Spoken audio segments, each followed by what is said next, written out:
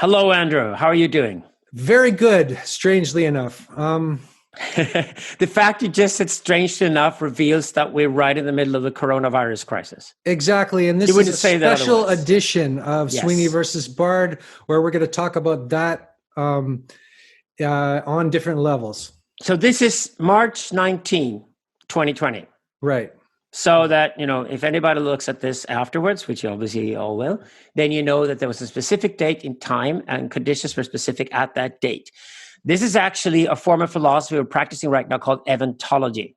Mm-hmm. So Eventology is like what Heidegger and Alain Badiou and many other philosophers dealt with a lot. And of course, if you're a process philosopher, if you do philosophy on time and process and relations, like Jan Söderqvist and I do, if you believe that this is the fundamental aspect of reality, then certainly events is the name, the philosophical name for specific things that happen throughout history that change everything forever once they happen.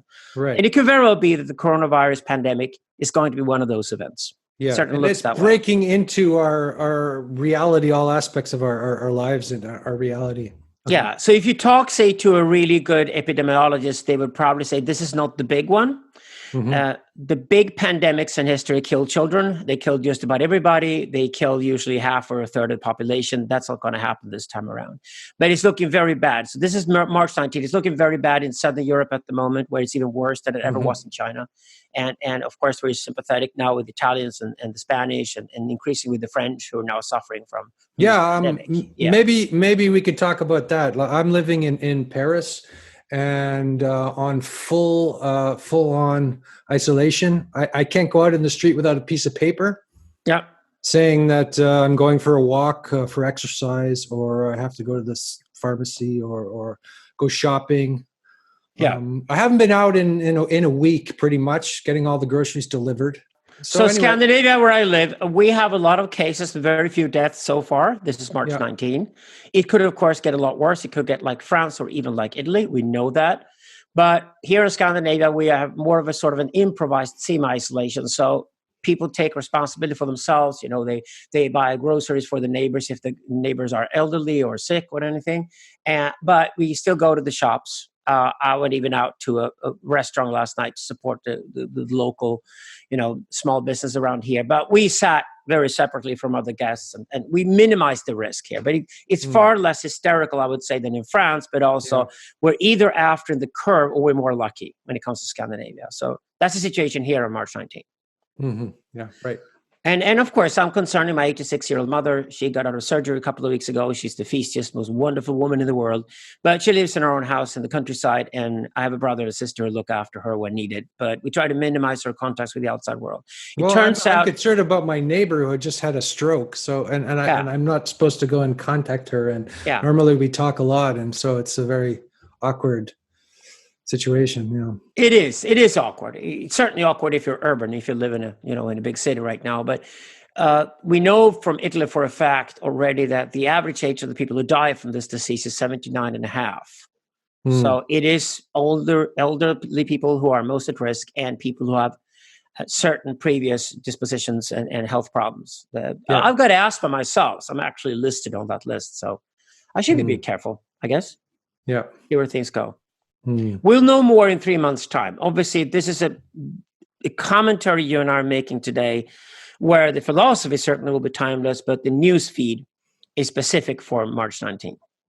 Just to make that clear. Right. So, I was thinking like we could talk about, as we're doing right now, what's happening now, and maybe you could sort of predict what you think is going to happen, what the ramifications of this will be on all levels of society, and also maybe since you know a lot about history, you could talk about what usually happens and what are the possibilities. What are the dangers? Like, let's say, totalitarian dangers of this kind of thing, and what are the possibilities of reconstructing how we live? Okay, so epidemics and pandemics is like that's part of philosophy. Every philosopher, writes about it. As soon as a philosopher writes about the social sphere, you write about human beings. You have to approach pandemics and epidemics because they are certain events or even traumas. I would say they're traumas in human history. So, for example, we have the two biggest ones we suffered in the West, at least, was the big plague of the 6th century that changed history forever. We talked a lot about how the Persian Empire went down, and the major cause why the Persian Empire went down in the next 100 years after that plague was because the plague had killed almost half the population of the Persian Empire. It was devastating. It didn't kill as many Arabs and as many Europeans, and that's exactly why the Arabs and the Europeans came to dominate the Middle East and Europe after that, and they've done so ever since. But the Persians got out of the way and sort of became the Iranians we know today, which is more of an isolated nation between East and West. But the golden era of the Persian Empire was over by the 7th century. And this was because of a plague in the 6th century. And of course, we have another plague that the Europeans and Americans are familiar with. That's the one from the 14th century. That was a massive plague that killed about a third of the population of Europe. It ironically also opened up for the Renaissance afterwards. Once things get around, but it takes a long time. We're going to suffer from a major economic recession following this, no doubt about that. We're going to have mass unemployment. I think it's a double tragedy for Italy because Italy's economy was already, totally in havoc before this happened. It's not going to get any better because of it. So we don't know the ramifications in that sense, and this is not the big one. Even if it hurts to say that, considering that thousands of people are dying in Europe at the moment, and possibly also soon in North America. But the fact is that the big ones hit the population on a much wider scale. It's up to a third or even half of the population to die eventually from the big plagues. And this is not a plague in that sense. This is a virus. And this is way more serious than a regular influenza because a new virus as well, it could have a mortality rate that could be up to 10 or 50 times higher than a normal flu. We don't know that yet. So, we do have ways to deal with this sort of thing that we didn't, let's say, in the Middle Ages, right? So maybe it would be much more lethal in another context. Well, so far, it sounds horrible, but since it kills old people already sick, it doesn't kill the young people who have a future. Because if it kills young people who have a future, the damage, the overall damage done to society will last way, way longer. Right, much worse. You could even see whole civilization go down because of that. That's not going to happen in this case, obviously. But it is a danger when the elders of the society die. I mean, that's also something, right? That's the history of the society and the leaders. You can ask gay people, for example. They suffered from their own pandemic called HIV in the 1980s and the 1990s before we got medication that put a break to that.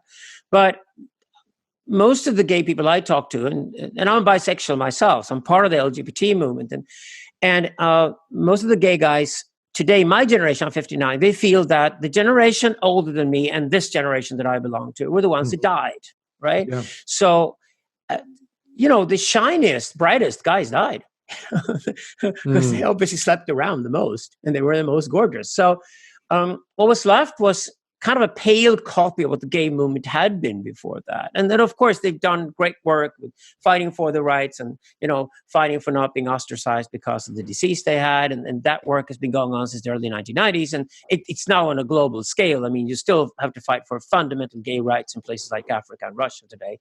In other parts of the world, gays have become accepted by society. They can even marry and have children these days. But if you look at the overall effects, over the last 30 years, I think the gay guys would agree with me that the whole culture as a whole has suffered. And that means all of culture has suffered. When I always talk about the androgynous people should consider themselves to be an important part of the overall society. Yeah. We always talk about androgynous people should not live in ghettos, separated from the rest of society. They should live in between men and women, in the middle of society, in between what we call the outer and the inner circuits.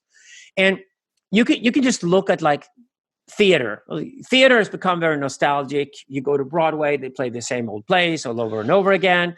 And if they're not old plays, it's usually just a Disney movie turned into a musical, right? So the lack of imagination, the lack of innovation in that area is enormous.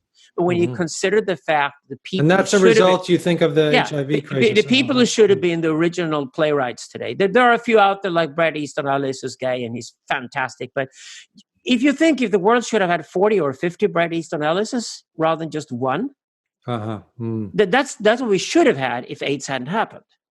Right. So the damage done when the younger part of the population get affected by disease, it's a cultural one also. It's not just the number of corpses or the number of people who suffer or get sick, but and the family tragedies that go with that. But it's also when younger people die in the pandemic, you get a massive cultural effect as well on society as a whole. And that takes hundreds of years sometimes to compensate for. This is more likely to be a decade or so. But I don't want to speculate too much on the rest. I mean, I'm following the news every day, and I work with epidemiologists. I'm an economic geographer by training.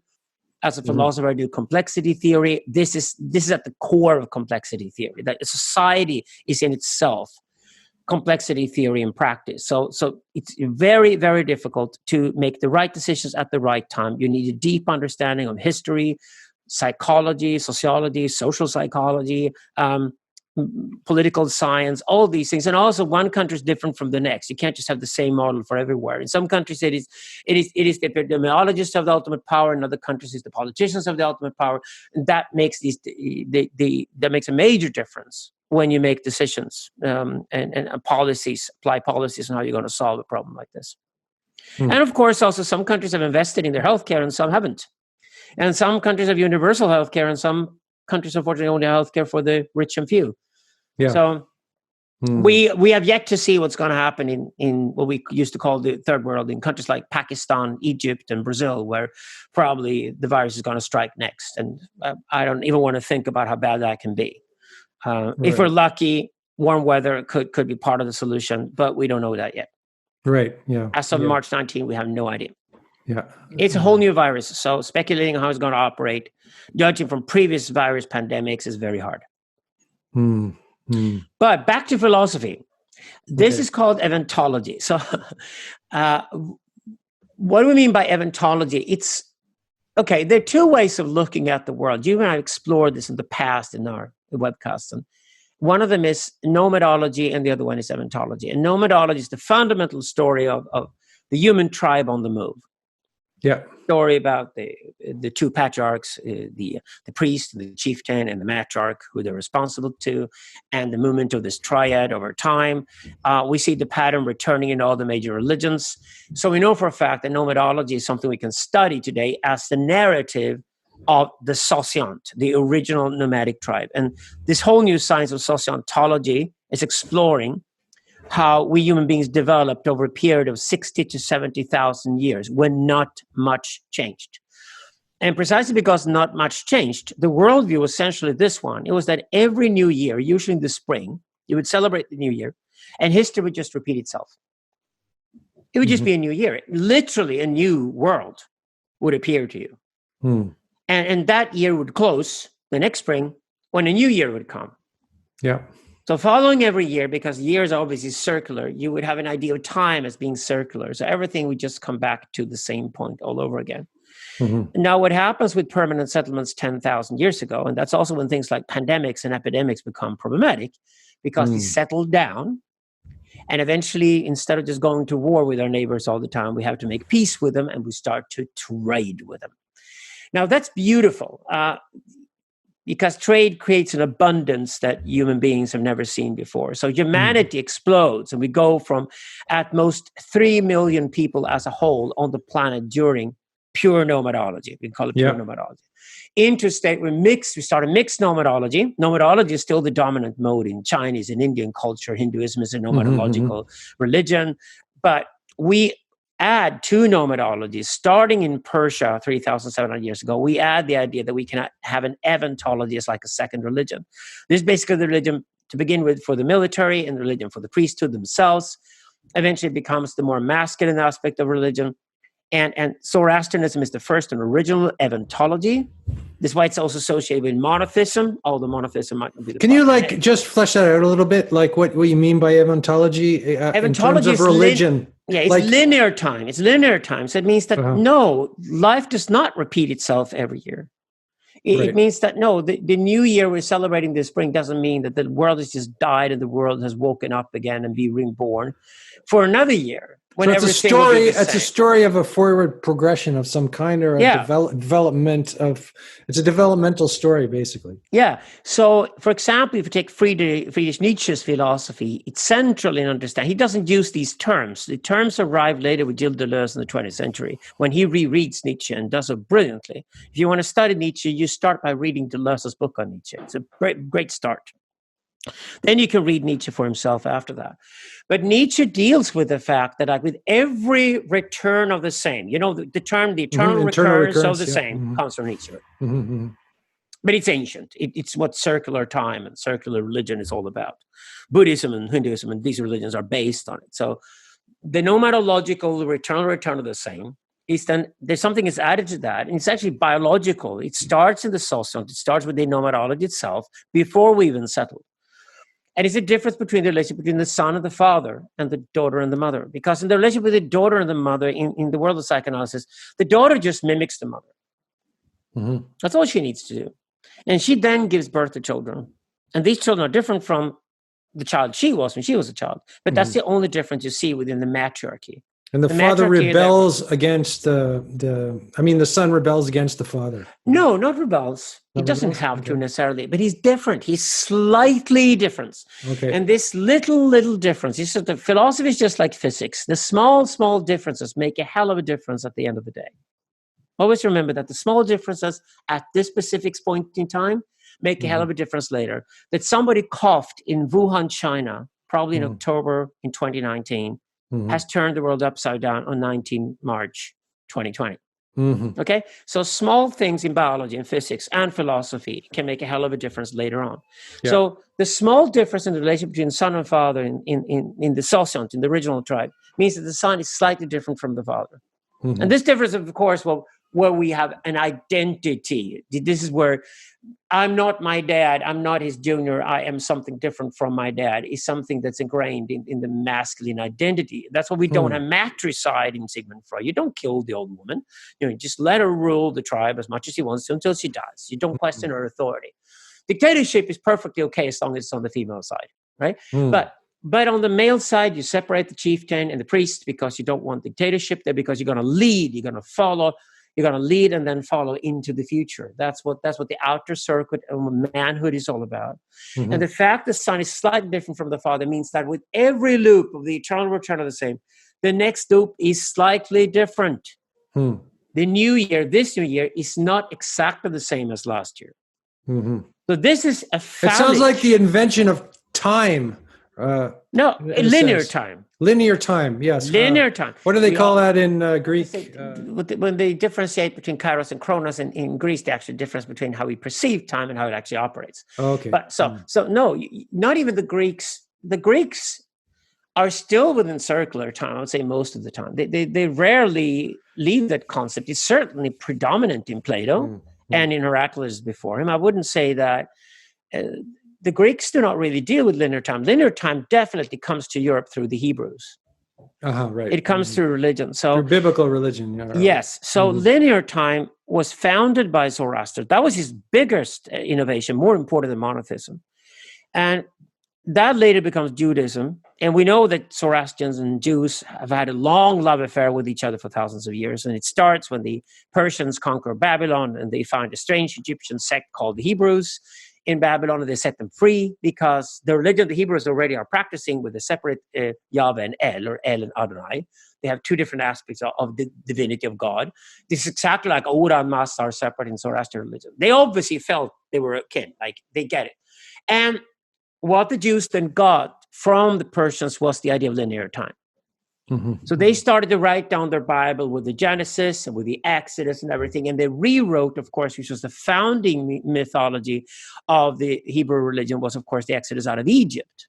And this is where it gets interesting with both Sigmund Freud, and now we are working in the same area with a new book, Jan Söderqvist and I. We're following up on Freud's Moses and Monotheism, is that linear time also hits the Egyptians in a big way through Akhenaten, 1300 before Christ, right? That's about 400 years after the linear time revolution has happened in Persia.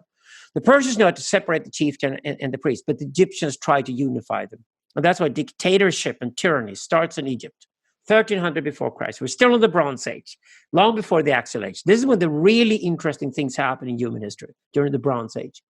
And the Egyptians then formulate, through Akhenaten, the idea that the chieftain and the priest must be the same person. It's monotheism in a dualistic world. So the duality moves from chieftain and priest into you. It's internalized, and you separate body and soul. Okay, that's the beginning of a sort of schizophrenic dualism.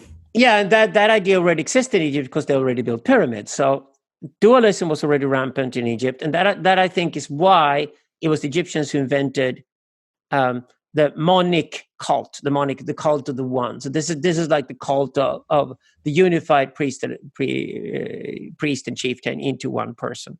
And then, of course, Akhenaten, there was pure terror. He died. His son Tutankhamun was later murdered by the priests. We're even speculating, you and I, that this could possibly be the origin of Judaism, and that says Christianity is only mimicking Judaism and putting Christ on the cross 1,300 years later.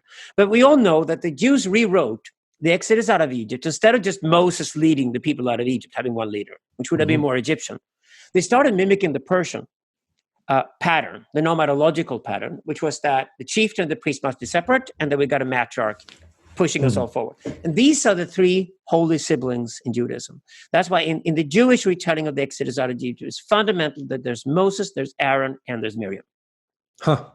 Aaron is the chieftain, Moses is the priest, and Miriam as the matriarch. Okay, that's another kind of trinity here.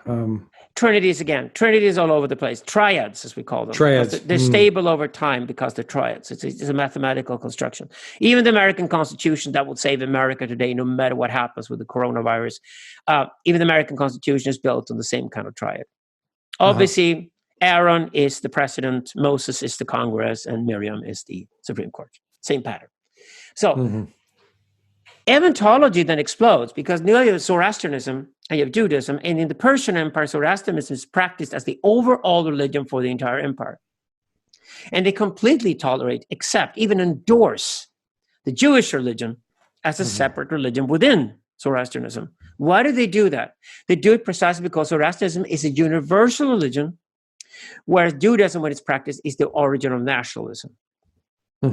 Of the Hegelian nation state. The Israel nation. Okay. The Hegelian nation state that we in Europe, of course, started shaping up in the 19th century after the big European empires fell apart.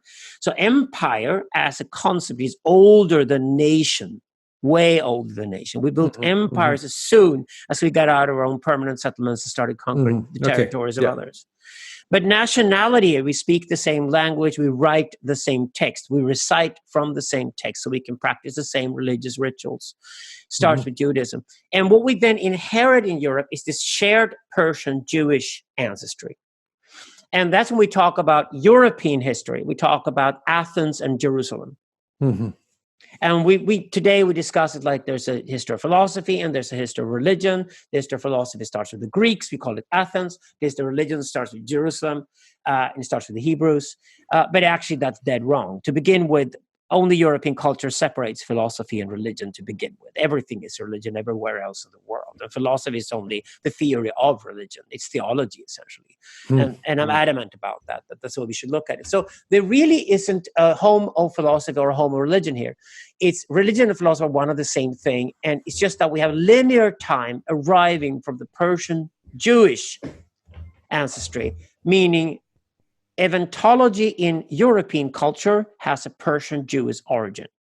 And nomadology is what we practice since the Greeks and the Romans. And it comes out of Greek and Roman polytheism and out of Greek and Roman philosophy and literature. So that is a better way of looking at European and American history today. It's to look at the origin here as a shared one, where nomadology and eventology are better words than philosophy and religion. So it's the way we perceive history and time and what gives us meaning throughout time. Because if everything is circular and returns to the same, you might as well throw away as many things you possibly can as you go along, because history is going to start fresh from zero with every new loop. But with Eventology, what's weird is that suddenly you start to write down all of history. You start to write down who was the son of whom, who was the son of whom, who was the son of whom, who was the son of whom. And you get obsessed with the origin of the tribe. Where does your family come from? Where does your tribe come from? Who was the Urfather? 500 generations ago. Who was there, right? Seems to be just, you start to record human history, right? Yes. That's what you're saying. Yeah, because you can write. Because you can write, because you have... You cannot have linear time without writing. And I haven't seen anybody make this connection before, but I think it's the deeper connection is that we know we settled permanently some 8,000 to 10,000 years ago, starting in contemporary Kurdistan. And along the river valleys, this way of living spread. And because it was highly successful when it came to feeding people, the populations grew immensely. Suddenly half the population of the world lived in Mesopotamia, and then India and China and Egypt became populated. And of course, this became a winning model because you could create large armies out of farmers coming out of river valleys, right? So that conquered the world, that model. But it was also tied to the idea that you could write down. And you did write down. You wrote down everything that had to do with farming. You wrote down how many cattle you had when you started raising cattle. But you also wrote down a new narrative. And the new narrative had to be one that wasn't just made up by shaman now about tomorrow in the tribe. So I kind of want to... It had to be year after year after year after year after year. And this new obsession with linear time, this eventology, then became the religions of the Middle East and Europe. Okay. So I kind of want to come back to the present now, because I was thinking that yes, we've had this recorded history of this eventology, this kind of religion, and now we have the internet, where everything is being kind of recorded. So I wonder if you could talk about what's going on right now, and if we could bring that back to the whole issue of pandemics and absolutely. I mean, the benefit of writing down history is that you do write down myths, but they represent reality. I mean, if you write a myth, if you go to mythos instead of logos, right? Logos, for example, in science, logos is fact, it's mathematics, it's zeros and ones, and obviously you can only solve the pandemic by going to logos. That's a medical science that has to solve this problem. But mythos is sometimes the better way of telling a story to teach people how to live their lives properly. So say Noah and the Ark, for example, obviously a myth, right? So, but the myths are there in religion, like Jordan Peterson stresses all the time. They're incredibly important to understand why they're there and what they teach us. And obviously, when you look at the myths, one of the things they taught us early on when we started writing them down was that the conditions had changed and we become permanently settled. Now, you have very different problems in a permanently settled society than you would have in a nomadic society. Yeah. Right? For example, you live along a river. Flooding. Oops. Okay. How do we make young men dream about irrigation? So you can separate the water, distribute it over a larger piece of land without getting flooding. So how can you create a delta on which you can farm? Rather than having flooding all the time. But it took thousands of years for people to try to figure out how to avoid flooding. In some places of the world, they still haven't. And flooding causes enormous havoc and kills loads of people. So if you know you've got flooding already, it's obviously going to happen. Then obviously also along the river while you're trading, or between the river systems while you're trading, which is the trade routes, for example, the Silk Route is built between the major river valleys of the Middle East and Asia. And it is the beginning and the end of all civilization, to be honest about it. The Silk Route is amazing. But obviously, if you did trade for, a couple of 100 years, every now and then along the trade route, also an invasion of an angry little mob of nomads would happen, like the Mongols, or a pandemic would spread. So all of history is full of these pandemics. So all of history is full of the floods. It's full of the pandemics and the epidemics, and these things happen. Now, obviously, they happen even more today, more than ever, at a more frequent level, because we travel more, we're more interconnected than ever before. But for good or bad, we also have cameras everywhere, and we have microphones everywhere, and we memorize absolutely everything through our machines. And because we do this today, we both can spread the warning about a new disease, like we did out of Wuhan, China. That was like 5 months ago from today, March 19th. And all of the world knew about it within weeks. It's possible that China's hit it longer than they should have. And that's also possible one of the reasons why it's become so lethal and so problematic. But at least after a while, when that epidemic started spreading in Wuhan, China, and a major city was sort of struck by the pandemic, it became known in the rest of the world. And the idea that this could spread far outside of China and cause even more havoc elsewhere suddenly took root, right? And this happened very, very quickly. So also now we got tons of parallel studies around the world to try to see, is there any medication that sort of can put a break on this, can help us out? That's also happening in the parallel studies being done around the world. They put their studies online from day one so they can work in, say, Washington State in America, in Australia, in China, and in Holland. In so isn't this the first time there's been a pandemic where the whole world has to react sort of simultaneously? No, that was SARS. That was SARS, huh? Which is closely related to this. And SARS was stopped. Yeah. SARS was even worse. So let me say it's the first pandemic. It's slower. Yeah, it's the first pandemic that's gone out of control that we need to, everybody, like during SARS, I didn't have to isolate myself. You didn't either. I mean, it's everybody. Well, the Chinese did, right? So, no, but everybody in the world is being affected by this. Yes. So yes, that's correct. It's not, I think a better example is the Spanish flu that happened at the end of the First World War, starting in 1918. And that was tragic. It killed almost as many people as the war had. And it killed young people more than older people. It was actually the opposite effect. It was the young people who died and old people survived. So the structure of that flu virus was different from this one. So the problem with this one is that it is causing a lot of havoc. And Italy and Iran, especially, are two tragedies already. And we'll see what happens next. And it looks bad. It looks really bad, to be honest about it. But SARS was more lethal than the COVID-19. Well, the name of the virus is actually SARS-2, more or less, but it's COVID-19 is what we call the infection. And COVID-19, though, it spreads easier, and probably it's even so bad. This is March 19 again, that the last week, it looks like it's the asymptomatic spread of the virus actually is causing most of the problems. That's what happened in Italy and the Alps. What does that mean, asymptomatic spread? Symptomatic means that unless you start coughing and showing clear signs of having the infection, you're not spreading it to anybody else. Oh, I see. Asymptomatic. Asymptomatic means that you don't have symptoms, but you still spread it. And that's even worse because you don't even know you're sick. You're probably going to go on with your life the way you do. So we don't know who has it. The current trend towards mass self-isolation in France and Italy and Spain is based on the idea that the problem in asymptomatic spread of the pandemic is so serious that we have to take it into the calculation. Otherwise, you wouldn't have healthy people who self-isolated. Yeah.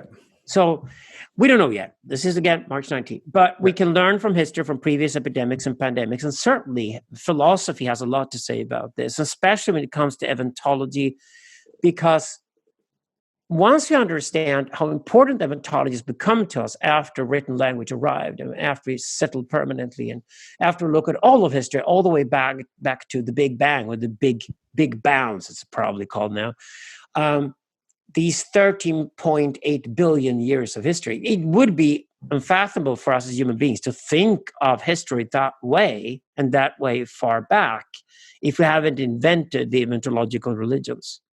Without Zoroastrianism, Judaism, Christianity, and Islam, we wouldn't think of history that way. Yeah, we wouldn't think of linear history at all. But we do now, and we do both. We both have a conception of history like circular, certainly for ourselves as human beings, because we live and we die, and hopefully when we die, somebody inherits us and take over everything, and we can then transcend by dying and letting somebody else take over and run the world until their children then do the same thing. That is a very circular concept of reality, and that is fundamental to human life. We can call that even a vertical nomadology rather than a horizontal nomadology. Horizontal nomadology is when the entire society moves from the past into the future. The vertical nomadology is your own life. When you move from child to grown-up to parent or elderly, and then hopefully if you die one day, you've lived a full life, you'll be respected by the community, and they'll honor you by giving you a special place in their history. So that is all part of what we can call the vertical nomadology. But the eventology of history itself as a series of events is different. And this is why things like Tutankhamun's death and Can I stop you for a second? Yeah. The eventology, the vertical eventology is circular. Because No. Eventology does not have anything circular about it at all. It's an eternal return. No. The eternal return of the same is nomadology. Okay. Eventology is just a flat time axis. There's a definite before and after. You can never go back. Once something has happened, you cannot go back. And then you die. When Nietzsche, reincarnation, you just live and then you die. No, exactly. Reincarnation is definitely tied to nomadology and the circular time. It's impossible to think an idea like reincarnation otherwise. It actually makes sense. It's reincarnation. Well, if your soul doesn't have a memory, your soul might as well be reused for the next life that's being born. The problem with reincarnation is rather a problem. If you memorize everything you had in your life, then you're born old. Well, you're not supposed to, but then it's all reincarnation in the sense that you are reincarnated. Rather, it's life itself that's being reincarnated. Human life is being reincarnated. A new generation is born, an old generation dies. Now, that makes sense, and that's nomadological, and it's circular.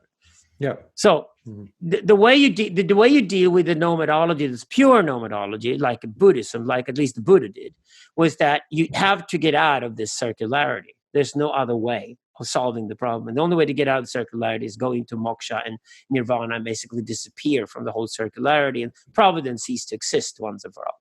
So you go towards ceasing to exist, or these ceasing your desires ceasing to exist.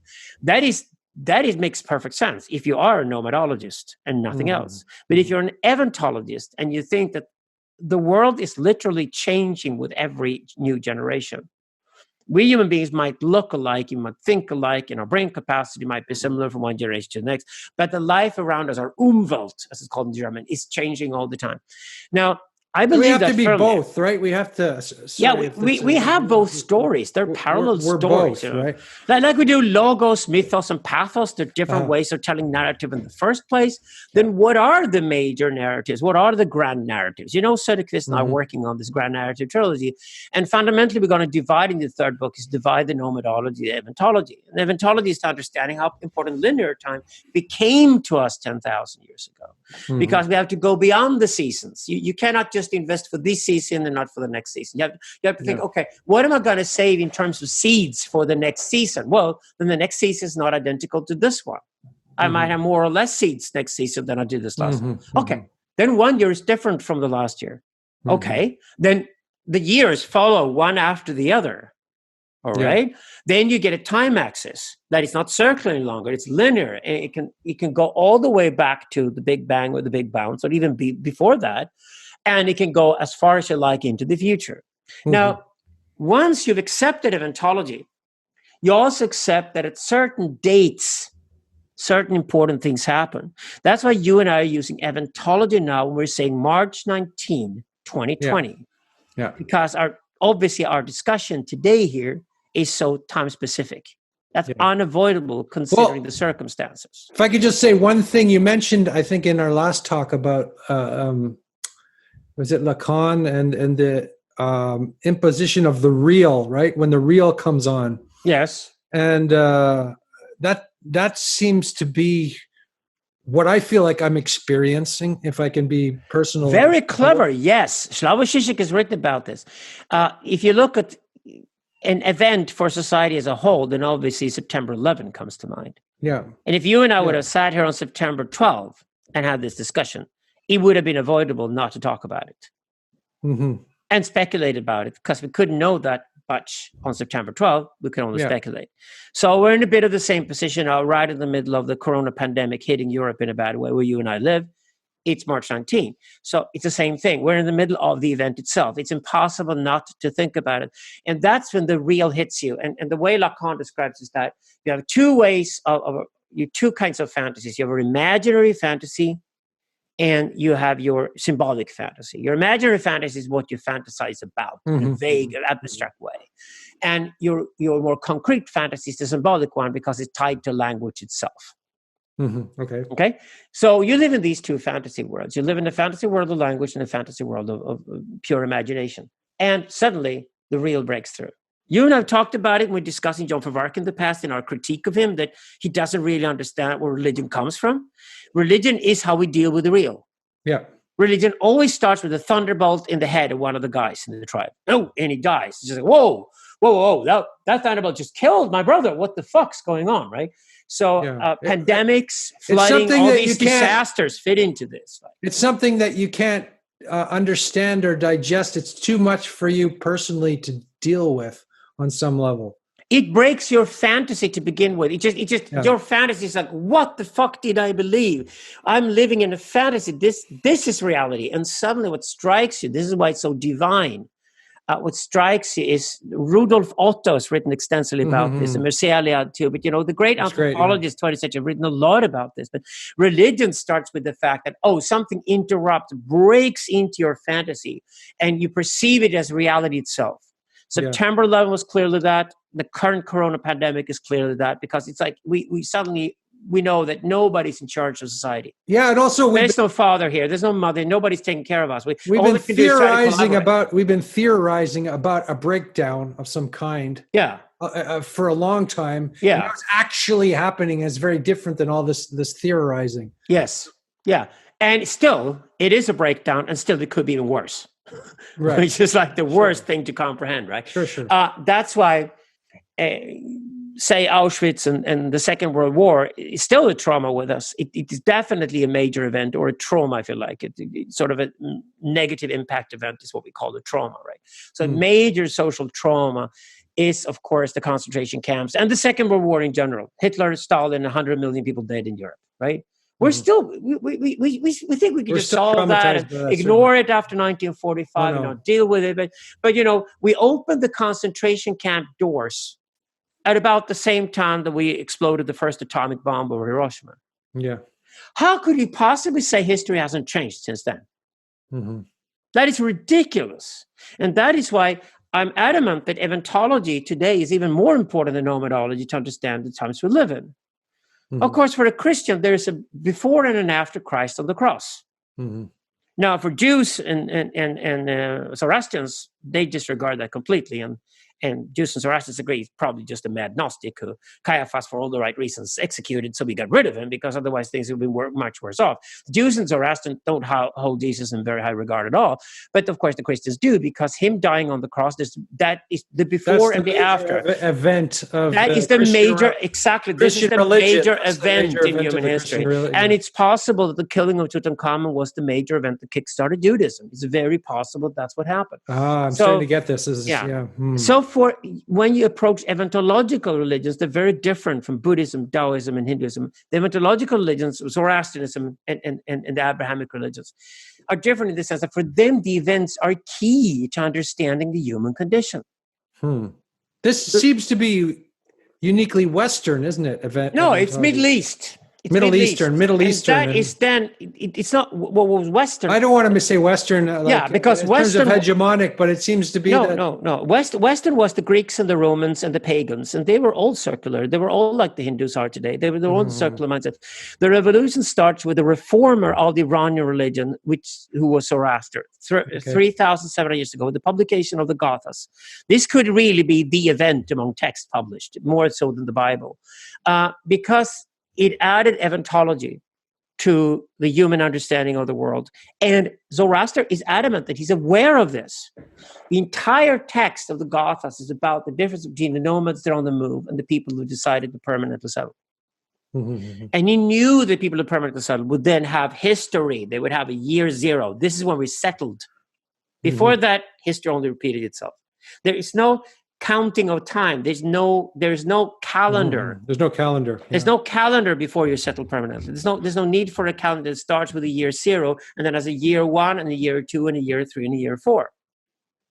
Right. And then you have eventually when new events happen that you claim are more important than the original event, then you get Christianity system. Well, Christ was born, so because he was born, that was more important than the birth of the first text. So we're gonna make this year zero, and then we have before year zero, before Christian era, and after. Okay, and the Muslims do the same thing later. They don't even have 12 months on their calendars. It's very confusing. But if you're gonna be totally honest about it, the year zero should be the publication of the Gathas, which is about 3,775 years ago. Because that date, that's the first time somebody claims eventology. According to your history, that's the first event. The first event according to eventology. According to linear time. The first, okay, I see. Yeah. It's when linear the story of humanity begins at this point. Yeah, linear time had only existed temporarily within circular time before that.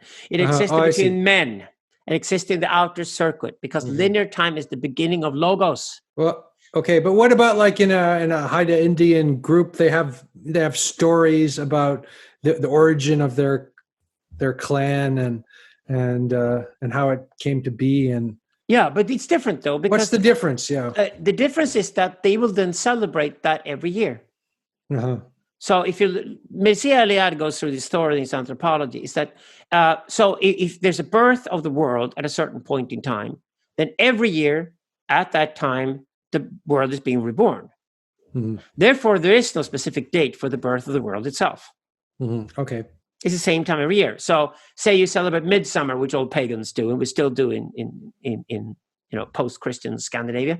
Midsummer is like the longest day of the year, the shortest night, which is end of June. And you celebrate that because it's the peak, obviously, in the calendar. And it's the same date every year. That's eternal return, because it returns exactly. eternally, whereas an event like coronavirus or the birth of Jesus or whatever it changes history. Yes. Okay. So yeah, you could say even that the coronavirus pandemic, as it's currently structured, is an event. The influenza virus that returns every winter is a typically nomadological phenomenon. Yeah. So we don't use the word event for that. Try to use the word event only for eventologies, where it's specific in time and unique. Okay. That's the way Heidegger and Badiou use it before me and Söderqvist. So eventology is about that. Rather, in the nomadology, it's a ritual. So I've never, ever here in Scandinavia heard a Scandinavian talk about the first midsummer. Yeah, it wouldn't. No, it's incomprehensible. It's just, no, midsummer is celebrated every midsummer. And midsummers have existed forever. Yeah, got it. So that is nomadology. Yeah, that's nomadology. And you will then discover that what's interesting is that women actually take more to nomadology and men take more to eventology. In general, population, there's a lot of women who are brilliant at eventology, and there's a lot of men who are very good at nomadology. But overall, in terms of populations, again, we see these patterns of a large populations that when you come to the outer circuit and the hunting and warfare activities that dominate that circuit, where men are usually located, and young boys aspire to be heroes when they grow up to be part of the outer circuit and join the other men and go through a rite of passage. All those activities that take place that are much more geared towards eventology. So eventology existed within the tribe, but it sort of broke down all the time. It's more masculine because men want to construct the future, right? Yes, and women are good at remembering birthdays. And women are good at want to remember birthdays and also take care of the community. And it's a great split. It's not a problem that men and women are different. It's a great asset that they're different from one another. Even now we take care of the pandemic, we'll discover that certain female traits are very useful. Women are very, very, very good at caring. They beat the shit out of men here. Men are usually better at, say, the overall planning, where we're going to go, we're going to put the resources. Not. There's a lot of women are good at that too, but men in general are more specialized at that. Also, the irony here is that so far, also the virus has hit more men than women. There are more men than women. Oh, it has. I didn't know that. Women, the female body has an advantage apparently when it comes to how it reacts to the virus, and that's also very common. It's men often die younger and under more violent circumstances than women do. Mm-hmm. Right. And that is because of the structure of the body. They're more vulnerable, physiologically more vulnerable. Interesting. Yeah. You think the opposite, right? You would think that they're stronger, more physically stronger about that. That's probably a price they pay for being physically stronger, I would say. That's probably more likely to. So very, very interesting. But you mentioned something. We started playing around with a new word we're working with now. And we all know that Exedology. Exedology. Söderqvist and I. I love this word. I love this. I love this word because it's something. It's like this is what has to be done. Exedology. Yeah. In a way, I'm thinking of all the institutional difficulties of dealing with the coronavirus, and I'm thinking about what needs to be done. As a teacher, I'm thinking about schooling and education and that kind of thing. And that is what needs to be done is to move from the old dead structures into the new, whatever that is. Yeah. So what happens now is that the exedology of our time is obviously the move from physical into digital. So that will ironically accelerate because of this. This is March 8th. It seems to be already. This is March 19th. We're in the middle of a huge financial crisis across the Western world. And still Amazon announced yesterday they're about to employ 100,000 more people in North America. So obviously, E-trade is taking off in a massive way at the moment. E-commerce is just happening, right? And for those guys out there run restaurants and hair salons and all the small business, I think the large companies will be saved, but the small companies are going to have a hell of a time over the next few months to survive, right? So that's the real economic tragedy that's going on at the moment, and that's also why the isolation probably has to be broken sooner or later, also for economic reasons. Otherwise, all of society falls apart. But when this is happening, what you talk about is an exodology applied in our times. The exodology is going on in our time is what Söderqvist and I have written in all our books. Mm-hmm. This is the paradigm shift from an urban physical society over to a virtual digital society. Yeah. So we're moving online, and we're doing it at a rapid pace because obviously you and I can have this conversation, and we can certainly not transmit. All my classes are online now. It's totally weird. I teach 25 hours of classes a week, and they're all online now. And all these old people who couldn't do this kind of shit, they're in the past, are having to learn all these new structures and communicate with each other in a totally different way. And yes, and this is an exodus. I'm happy about that, because I could stay at home and work, and I don't have to take the train. I'm sorry to speak so personally. I know we're talking about larger things than just me and you, but education. Yeah. No, but this is happening overall. I mean, there's no setbacks to the digital realm at the moment. It's moving it forward fast and quickly and taking over the old structures. And we've talked about this for the last 30 years. Obviously, this is an exodus, right? A paradigm shift for all of society, and all of the world is moving in that direction. So exodology is the study of exoduses. Yeah. So which are the big exoduses of history, and how do they operate? Some of them are physical, like the exodus out of Egypt, the exodus out of Babylon, or say when Europeans moved en masse from Europe to North America in the 19th century, there was a huge exodus. So you have these big movements throughout history, and people have moved from place one to place two or eight. But that doesn't and of course, we moved all the time. We were nomads. So nomadology would mean a kind of permanent exodology. So that would be a realm of permanent exodus. Gotcha. Today's global nomads who travel, well, they have traveled until now. They're probably locked up somewhere now a few months.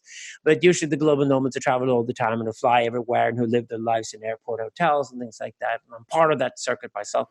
They are obviously the nomads of today. And nomadology, therefore, returns in a big way, because understanding yourself as a person who's on the move all the time makes sense in a world where that's beneficial. So if you can be a global nomad, it turns out that's why you have a career and why you're successful, and you get the lifestyle you desired. Then obviously nomadology is the right word for that. But an exodology that we're working with here really is also what's important here. If you're going to unify nomadology and eventology and try to tell a shared story, the shared story would have to be called the exodology. How because it is unify. I'm not quite getting. How do you describe a society today where both history is so important, and when we have these events, for example, now the corona pandemic, and we have the event of 1982, which was the arrival of the internet.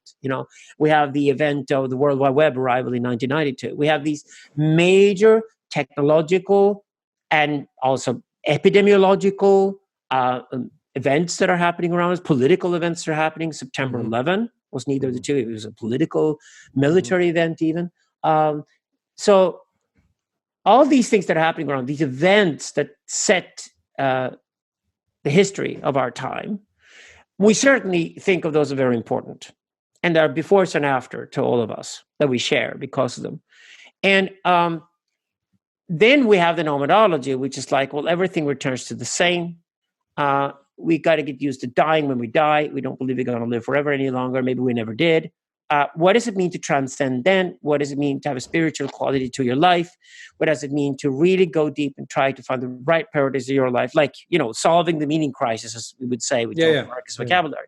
So I would say that we need both nomadology and eventology. And maybe my critique of Futurica, when I critiqued him for not having fallacy in there, is that his worldview is too nomadological and not eventological enough. He ends up somewhere between Buddha and Plato, and they're both nomadological and circular. And it doesn't deal with the fact that linear and eventological is incredibly important to human beings, maybe still the most important aspect of human life. And that's where I return to Zoroastrianism, and I return to linear thinking and linear timelines, because we must have that kind of history too.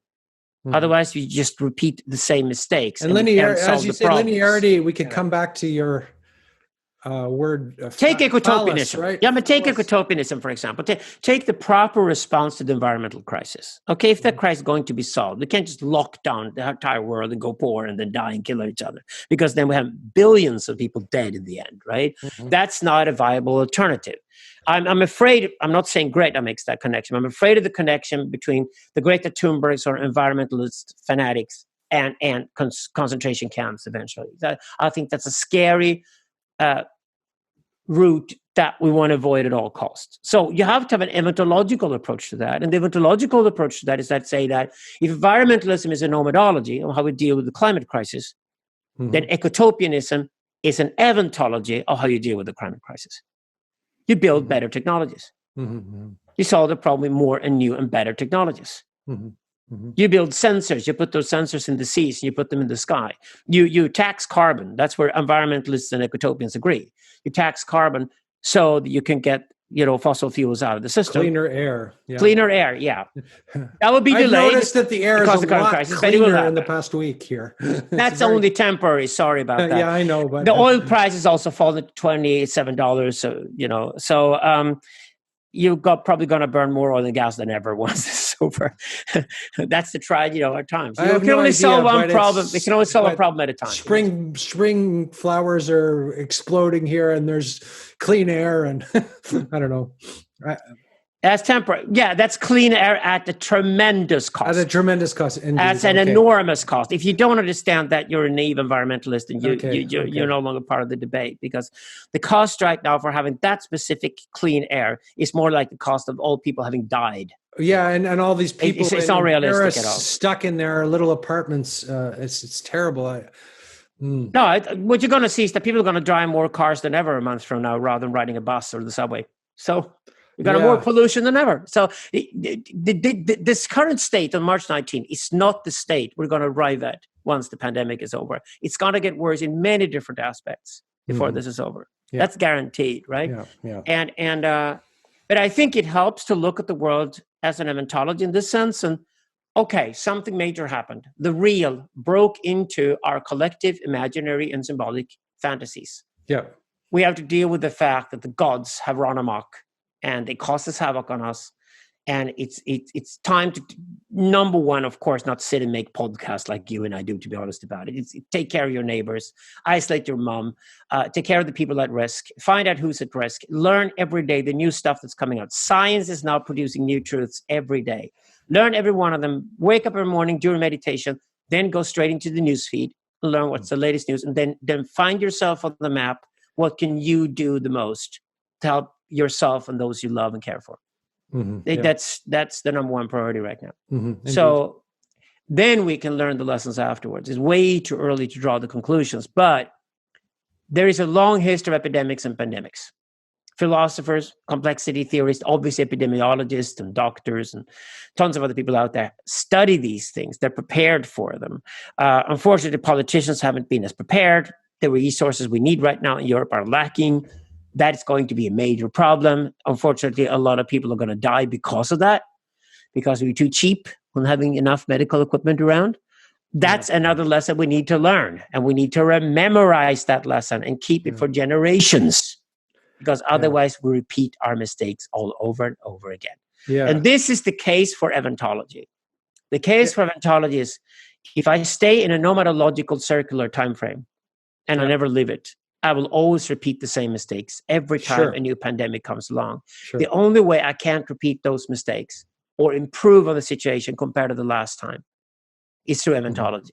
So a couple of things that this virus or whatever is going to help us with. I mean, we could say will increased hygiene, will shift to homeschooling, well, there'll be technological acceleration, hopefully, right? I don't know. I mean, there could be a lot of very positive innovations as a result of that. We can't tell. You can't tell. Tell yet? You say a lot of technological innovation that costs money. Right now, we're in the middle of a huge economic crisis. You're going to have a lot of companies that will go not down. only They money, could have invented. You can't say that. You can't say Okay. that there's hopeful and great stuff coming out of this shit. It's not what's going to happen. Okay. Prepare yourself for a big mess for the next few years and a major, massive economic recession. Mm-hmm. And that's not when you innovate. Yeah, at the end of it, there could be a period of innovation coming out of it. But to be honest about it, there's a lot of scientific projects that will be folded because of this crisis too, because they will lack funding. Mm-hmm. Okay. And the total focus on solving the virus problem at the moment means that if you run into a traffic accident today on your way into Paris, you'll probably be last in line and you probably die at the hospital because of a traffic accident. Okay.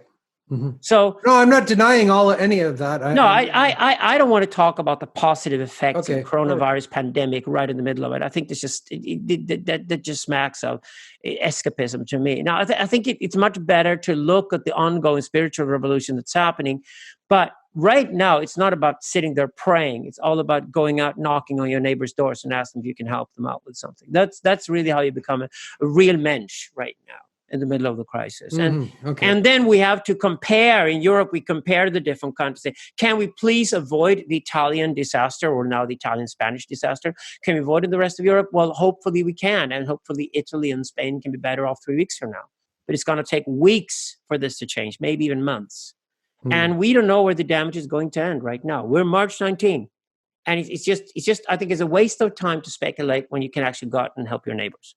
Okay, I agree. I agree 100%. That's a more spiritual approach right now. Mm-hmm. We've just seen our fantasies about the world crushed.